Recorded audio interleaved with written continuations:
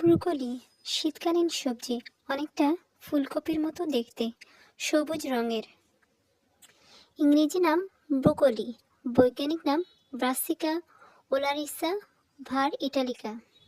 ব্রোকলিতে আছে calcium, potassium, folate ও fibre, vitamin A ও ভিটামিন সি। ব্রোকলিতে ক্যালোরির পরিমাণ কম থাকায় ওজন কমাতে সাহায্য করে।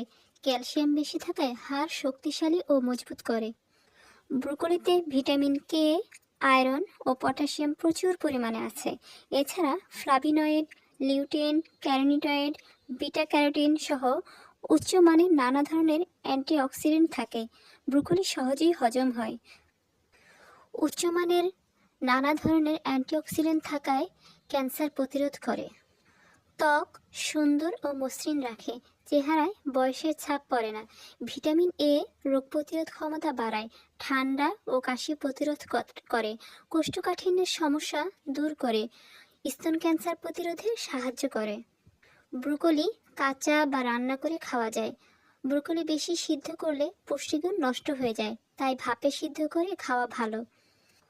ওজন কমাতে ব্রোকলি জুস বা ব্রোকলির স্যুপ খাওয়া যায়, আবার ব্রোকলির সালাদও খাওয়া যায়। চাইনিজ বিভিন্ন খাবারে ব্রোকলির ব্যবহার খুব বেশি দেখা যায়।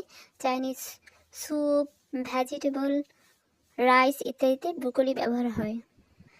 চিকেন, চিংড়ি, পাস্তা ইত্যাদির সাথে মিশিয়ে ব্রোকলি খাওয়া যায়।